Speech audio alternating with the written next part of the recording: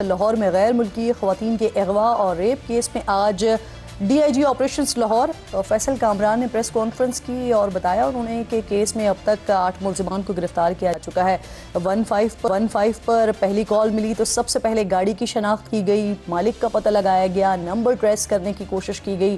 لیکن وہ بند تھا، جس کے بعد سیف سٹی کیمراز کی مدد لی گئی۔ ملزمان جہاں جہاں جاتے رہے سب کا ڈیٹا نکالا گیا اور اس کی روشنی میں صرف لاہور کے اندر ہی نہیں، لاہور کے باہر دیگر شہروں میں بھی چھاپے مارے گئے ہیں۔ اسی دوران پتہ چلتا ہے کہ ایک ملزم بڑی سیاسی شخصیت کا رشتہ دار ہے لیکن اس کے باوجود بھی کسی قسم کی کوئی نرمی نہیں برتی گئی۔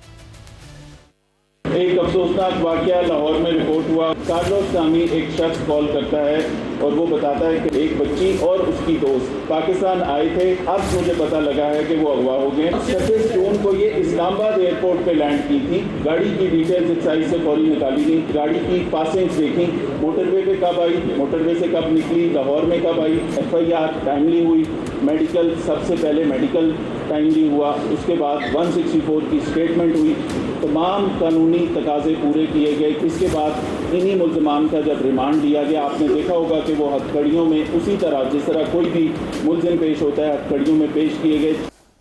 ناظرین، D I G operations Faisal Kamran کے مطابق انہیں وزیر اعلیٰ پنجاب مریم نواز کی بھی کال آئی اور انہوں نے یہ ہدایت کی کہ کارروائی میرٹ پر ہونی چاہیے، گنہگار کو سزا ضرور ملنی چاہیے۔ چیف منسٹر صاحبہ کی کال بھی آئی کہ آپ نے اس میں 100% میرٹ کرنا ہے، جو مرضی ہے کوئی شخص اگر غلط کام کیا ہے تو اس کی سزا ملنی چاہیے۔ ناظرین، اس کیس کے حوالے سے کہا جاتا رہا کہ کیا یہ کیس بھی سی سی ٹی دیکھے گی، کیونکہ یہ معاملہ بھی دہشت پھیلنے کی وجہ بنا ہے۔ کل میرے پروگرام میں بیرسٹر عقیل ملک نے بھی کیس کو سی سی ٹی کے حوالے کرنے کی بات کی تھی، لیکن آج ڈی آئی جی آپریشنز نے اس کی نفی کر دی ہے۔ C D 365A kidnapping for ransom ان کے پرویو میں آتا ہے، لیکن جہاں شیڈیولڈ آفینس آج ہے اینٹی ریپ لاز کے تحت SSOIU جو بنا ہوا ہے وہ بڑا ہے اس کام کے لیے، وہ سیکشول آفینسز وہاں پہ ڈیل ہوں گے، اس لیے یہ کیس لاہور پولیس کو دیکھیں۔ ڈی آئی جی آپریشنز نے یہ بھی دعویٰ کیا ہے کہ متاثرہ خواتین نے پولیس کے رویے کو سراہا، بلکہ یادگار کے طور پر پاکستان کا قومی پرچم ساتھ لے جانے کی خواہش کا اظہار کیا، جس پر رات 3 بجے پرچم منگوا کر انہیں دیا گیا۔ ایک اور افسوسناک واقعہ آج اسلام آباد میں پیش آیا، جہاں پاک فضائیہ کے بہادر گروپ کیپٹن سڑک پر خاتون کو بچاتے ہوئے جام شہادت نوش کر گئے ہیں۔ پولیس ذرائع یہ بتا رہے ہیں کہ واقعہ اس وقت پیش آیا جب موٹر سائیکل سوار ایک ملزم خاتون سے زبردستی کر رہا تھا۔ شہید آفیسر یہ دیکھ کر خاتون کی مدد کے لیے رک گئے، جس پر ملزم اور شہید گروپ کیپٹن میں تلخ کلامی ہوئی اور ملزم نے فائرنگ کر دی۔ خاتون کے مطابق ملزم اور خاتون ایک ہی دفتر میں کام کرتے تھے۔ ایک اور ایران کے سابق سپریم لیڈر، ان کی بیٹی بشرا،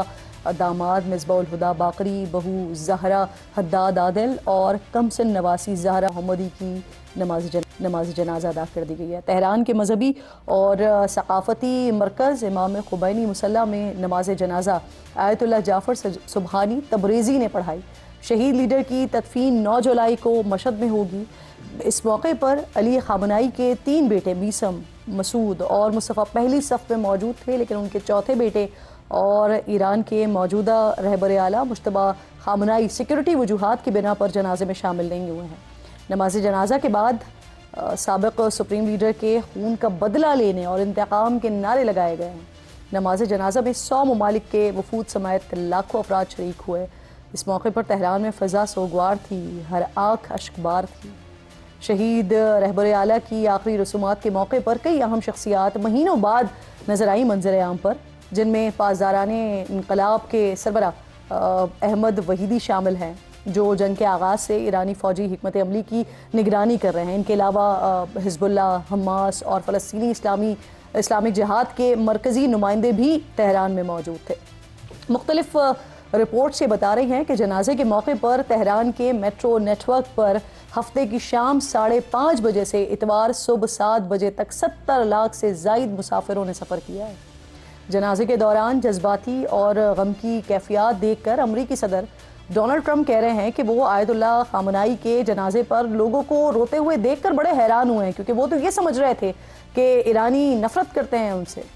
ٹرمپ کا بیان یہ امریکی اور اسرائیلی پلان کو ناظرین ظاہر کرتا ہے جو انہوں نے سپریم لیڈر کی شہادت کے بعد حکومت کا تختہ الٹنے کے لیے بنا رکھا تھا، لیکن ایسا نہیں ہوا اور شاید ٹرمپ کو اب بھی یقین کرنے میں ذرا دشواری کا سامنا کرنا پڑ رہا ہے۔ ٹرمپ کہتے ہیں کہ اگر وہ چاہتے تو خامنائی کے جنازے میں موجود تمام افراد کو نشانہ بنا سکتے تھے، لیکن وہ ایسا نہیں کریں گے کیونکہ اس صورت میں مذاکرات کے لیے کوئی فریق باقی نہیں رہے گا۔ مذاکرات کی بات کروں تو سعودی میڈیا العربیہ نے یہ انکشاف کیا ہے کہ ایران اور امریکہ کے درمیان مذاکرات کا اگلا دور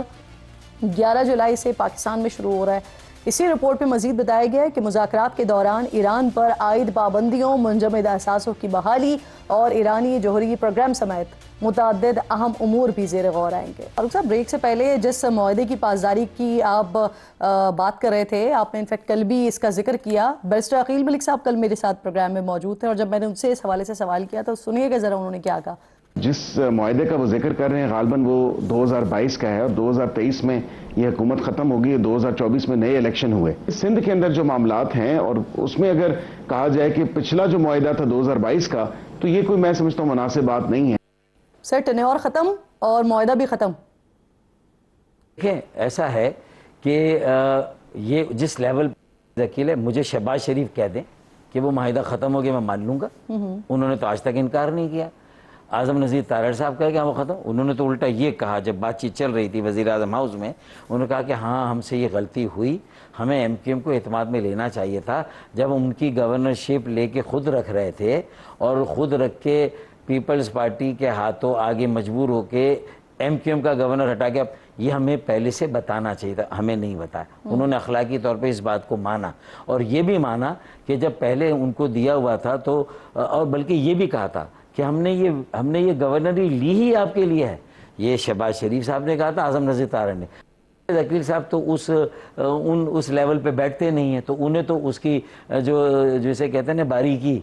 کا اسے معلوم نہیں ہے، تو جب انہیں معلوم نہیں تو وہ اپنی رائے دے سکتے ہیں کہ ایسے کیسے، یہ کوئی ڈیلیٹ کا آپشن ہے کہ بھائی ٹھیک۔ اچھا، اب مجھے کیا فرما دیجئے ذرا، آپ کی پارٹی انٹرا پارٹی کے الیکشن کے حوالے سے بھی بات کر لیتے ہیں نا، کنوینرشپ کے حوالے سے مصطفیٰ کمال صاحب وہ بھی کہہ رہے ہیں امیدوار ہوں گے، خالد مقبول صدیقی صاحب بھی اپنی جگہ چھوڑنے کو تیار نہیں ہیں، آپ بھی ہوں گے کیا میرے خیال میں تو امیدوار؟ ازرہ مذاق میرے ایک اور ساتھی نے کہا تھا میں بھی یہ الیکشن لڑوں گا، تو میرے خیال میں ہم اگر بہت زیادہ اس میں سبھی ایم کیو ایم کی یہ جو کنوینرشپ ہے اسی پر نظر رکھیں گے، میں تو یہ کہہ رہا ہوں اس وقت ہمیں سوچنا یہ جو ہم سب بڑے ہیں کہ اگر ہم تینوں کے نام اگر آتے ہیں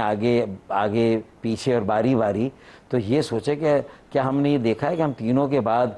پارٹی میں جو آگے قیادت آنے والی ہے جو 50 سال سے کم عمر ہو، 45 سال سے کم عمر ہو یا 40 سال سے کم عمر ہو، کوئی ایسی چیزیں ہم نے ایسے ساتھی، ایسے افراد، وہ پیشن، وہ عزم، وہ نظریہ، وہ نظم و ضبط، وہ ڈسپلن جو ایک ایم کیو ایم کا خاصا رہا ہے، جو ایم کیو ایم کا ایک ڈنکا بجتا تھا، جو خامیاں خرابیاں ہوئی اپنی جگہ پر ہے، لیکن ایم کیو ایم کی جو مڈل کلاس ہونا، پڑھے لکھے لوگوں کی جماعت ہونا، نوجوانوں کی جماعت، 27-28 سال کی عمر میں میں میئر بن جاؤں، مصطفیٰ کمال 33 سال کی عمر میں میئر فاروق بنے۔ بھائی، جو آپ کے کارکنان ہیں وہ آپ جیسے سینئر رہنماؤں کی طرف سے کلیئرٹی چاہتے ہیں نا کہ آپ کنوینرشپ کے امیدوار ہوں گے نہیں ہوں گے؟ میں اتنا الحمدللہ مجھے اللہ نے سمجھ دی ہے کہ مجھے پتا ہے کہ مجھے اس وقت اس ایشو پہ کیا سما خراچی کرنی چاہیے۔ میں اس ایشو کو پبلک میں ایڈریس کروں یا انشاءاللہ پارٹی کے اندر ہم کس خوبصورتی سے اپنے تجربے کو کام میں لا کے اس ایشو کو بھی آپس میں بیٹھ کے ریزالو کریں گے، یہ میری پازیٹیو پالیٹکس ہوگی۔ ایک اچھی سیاسی جماعت میں اگر کہیں کسی انتشار کا امکان ہے، کسی پولرائزیشن کا امکان ہے، تو میرا کردار اللہ نے چاہا ہونا چاہیے کہ اس کو کسی طرح میں اس کو ختم کریں، ریزالو کریں۔ آخر میں مجھے یہ بتا دیں، مجھے یہ بتا دیں انٹرا پارٹی الیکشن ہوتے ہوئے نظر آ رہے ہیں اکتوبر 26 سے پہلے؟ دیکھیں، انٹرا پارٹی الیکشن تو ہوں گے اور کرانے ہیں، لیکن یہ ہے کہ اس کو کس طرح مینیج کرنا ہے، کس طرح آپس میں اگر کوئی چیز ایسی ہے جس کی وجہ سے بہت زیادہ پارٹی کے مضبوطی اور استحکام پر بوجھ پڑے گا تو اس کو کیسے ریزالو کرنا ہے، تو یہ تو انشاءاللہ آپ ہم پہ چھوڑیں نا، ہم کر لیں گے نا، اس کا راستہ نکال لیں گے۔ چلیں، بہت بہت شکریہ آپ کا۔